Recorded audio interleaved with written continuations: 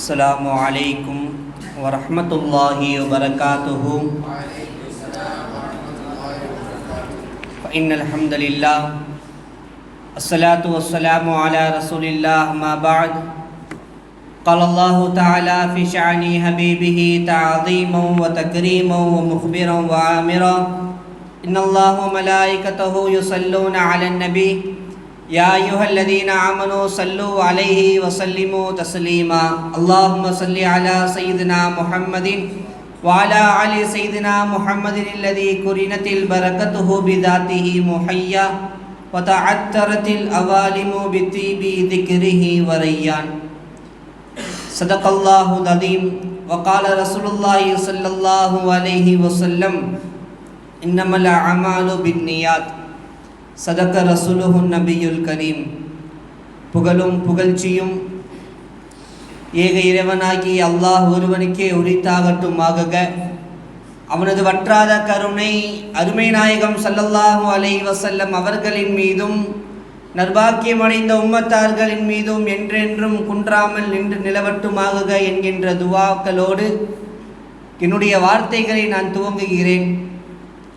அல்லாஹு தஆலா இந்த உலகத்தில் மனிதர்களை படைத்தது மட்டுமல்லாமல் அந்த மனிதர்கள் இந்த உலகத்தில் நல்ல முறையில் வாழ்வதற்காக பல்வேறு விஷயங்களை அல்லாஹு தஆலா நம்மவர்களுக்கு கட்டளையாக தந்திருக்கிறான். நம்ம எல்லாத்துக்கும் தெரிந்த 5 கட்டளைகள். முதலாவது கலிமா, தொழுகை, நோன்பு, ஜக்காத்து, ஹஜ்ஜு. நீங்கள் நல்லா கவனித்து பார்த்தா தெரியும், கலிமாவிலையும் தொழுகையிலையும் எந்த ஒரு விதி விலக்கும் நம்மளுக்கு இல்லை. ஆனால் ஒருத்தர் நோன்பு வைக்கிறான்னு பார்த்தோன்னா அந்த நோன்பாளி நோயாளியாக இருந்தால் அந்த நோன்பை அவன் தள்ளி போட்டு கொள்ளலாம். அப்போ இருக்கக்கூடிய நோன்பை அப்போ வைக்க தேவையில்லை. ஒருத்தன் பிரயாணத்தில் இருக்கிறானா அந்த நோன்பை அப்போ வைக்க தேவையில்லை. அவன் அந்த நோன்பை முடித்து கொள்ளலாம், பிறகு அந்த நோன்பை வைக்கலாம். ஜக்காத்துடைய விஷயத்தில் பார்த்தோமே ஆனால் அந்த நபர்கிட்ட சொத்து இருந்தால் அவன் ஜக்காத்து தரணும். ஹஜ்ஜுடைய விஷயத்தில் பார்த்தா அல்லாஹுடைய பாதையில் அவன் செலவு செய்ய வேண்டும். அல்லாஹுடைய பாதையில் ஹஜ்ஜு செய்வதற்கு அவனுக்கு உடலாலோ பொருளாலோ சக்தி இருக்க வேண்டும் என்கின்ற விஷயத்தை நாம் பார்க்கிறோம். ஆனால் இந்த தொழுகையுடைய விஷயத்தில் மட்டும் பார்த்தோன்னா, ஒருத்தன் நோயாளியாக இருந்தாலும் தொழுகணும். உன்னால் நின்று தொழுக முடியவில்லையா, அமர்ந்து தொழுகு. உன்னால் அமர்ந்து கொண்டு தொழுகவில்லையா, படுத்துக்கொண்டு செய்கினையால் தொழுகு என்ற விஷயத்தை இஸ்லாம் நம்மவர்களுக்கு கற்றுத்தருகிறது. அந்த அடிப்படையில் ஒரு நபர் பிரயாணம் செய்கிறான் என்றால் அந்த பிரயாணத்தில் அவன் எவ்வாறு எல்லாம் தொழுக வேண்டும், எத்தனை கிலோமீட்டர் அவன் பிரயாணம் செய்தால் கஸ்ர் என்கின்ற சட்டம் அவன் மீது ஏற்படும், எத்தனை நாள் அவன் அந்த ஊரில் இருந்தால் கஸ்ரு தொழுக அவனுக்கு ஏற்படும் பார்த்தோன்னா, முதலாவதாக ஒரு நபர் ஹனஃபி மதுஹபில் பார்த்தோன்னா 77 கிலோமீட்டர் ஒரு நபர் பிரயாணம் செய்கிறாருன்னா அவன் மேலே கஸ்ரு தொழுகை வாஜிபாகுது. ஹனஃபி மதுஹபின் படி கஸ்ரு தொழுகை வாஜிப். ஒரு நபர் உதாரணமாக சொன்னா, கம்பத்திலிருந்து ஒருத்தர் சென்னைக்கு போகிறாரு. சென்னைக்கு போய் ஒரு 2 நாளோ 3 நாளோ இருக்கிறாரு. அவர் 2 நாளோ 3 நாளோ இருக்கக்கூடிய காலமெல்லாம் அவர் கஸ்ரு தொழுகையை தொழுக வேண்டும்.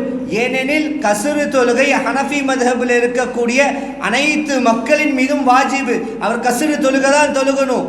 ஒரு ஆயத்தை மட்டும் நான் உங்களுக்கு முன்னால் நினைவு கூறுவேன். அல்லாஹு தஆலா குர்ஆனில் கூறும்போது கூறுகிறான், இதா தரபுத்தும் ஃபில் அர்ல், இந்த பூமியிலே நீங்கள் பிரயாணம் செய்தால் ஃபலைஸ அலைக்குமுல் ஜுனா, உங்கள் மீது எந்த ஒரு தவறும் இல்லை, குற்றமும் இல்லை.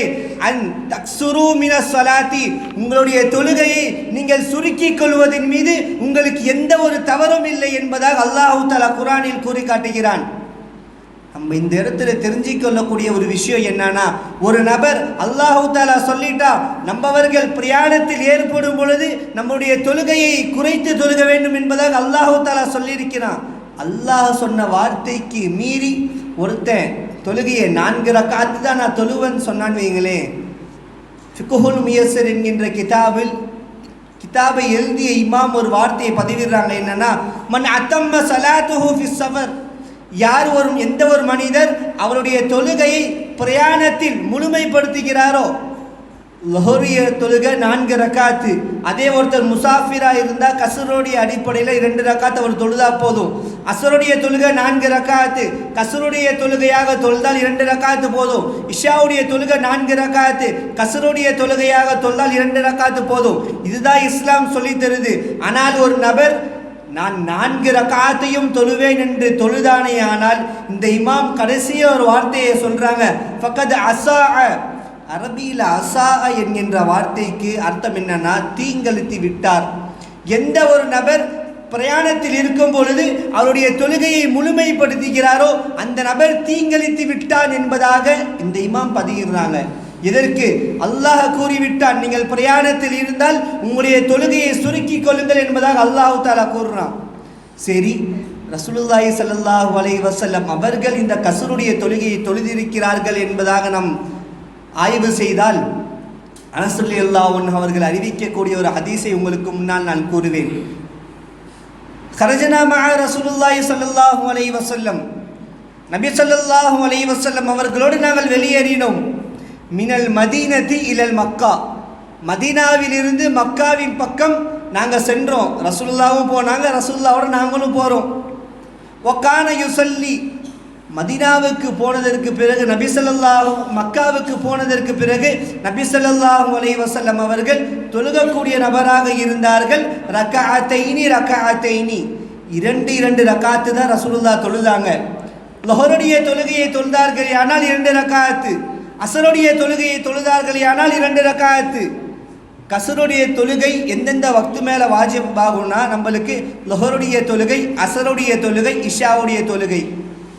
மற்ற இருக்கக்கூடிய 2 வக்துடைய தொழுகையை நம்ம கசரு தொழுகையை தொழுக முடியாது. சரி, இந்த கசரு தொழுகை ஒருத்தர் இங்கேருந்து சென்னைக்கு போய் எத்தனை நாள் இருந்தால் அவர் கசரு தொழுகை அவர் தொழுகலான்னா 15 நாட்கள் அவர் அந்த ஊரில் இருந்தார்னா அவர் கசரு தொழுகை தொழுதுக்கலாம். அவருடைய மனசில் தெரியுது போகக்கூடிய நம்ம போகிறோம் 15 நாட்களில் நம்ம திரும்ப வந்துடுவோன்னு அவர் எண்ணினால் அப்பொழுது அவர் கசரு தொழுகையை தொழுது கொள்ளலாம். இல்லை, போகும்போதே தெரியுது 15 நாட்கள் ஆகாது, 30 நாள் ஆயிரும், 1 மாதம் ஆயிரம் அவருடைய மனசில் எண்ணம் வந்துச்சுன்னா அப்பொழுது அவர் எப்பையும் ஒரு நபர் தொழுவதை போல லொஹருடைய 4 ரக்காத்துனா 4 ரக்காத் அவர் தொழுக வேண்டும் என்கின்ற விஷயத்தை நம்ம அவர்கள் நல்ல முறையில் தெரிந்து கொள்ள வேண்டும். இறுதியாக ஒரே ஒரு விஷயத்தை கூறி என்னுடைய வார்த்தைக்கு நான் திரையிடுவேன். ஷாஃபி மதுஹபில் ஒருத்தர் பிரயாணம் செய்தார்னா 81 கிலோமீட்டர் பிரயாணம் செய்தார், அவர் கசரு தொழுகையை தொழுகணும். ஷாஃபி மதுஹபை பொறுத்த வரையிலும் இன்னொரு சட்டமும் அங்கே இருக்குது. என்னன்னா ஜம்மு தொழுகைன்னு சொல்லுவாங்க. 2 ரக்காத்துடைய தொழுகை ஒரே ரக்காத்தில் ஜம்மு செஞ்சு தொழுவது. அப்படின்னா என்னன்னு பார்த்தோன்னா, ஒரு மனிதன் சென்னையில் வேலை செஞ்சுட்டு இருக்கான், அதாவது இங்கேருந்து சென்னைக்கு போய் வேலை செஞ்சுட்டு இருக்கான். அந்த மனிதன் ஷாஃபி மதுஹபில் இருக்கிறான். லொஹருடைய தொழுகையை தொழுக போகும்போது அவன் மனசில் ஒரு எண்ணம் ஏற்படுது.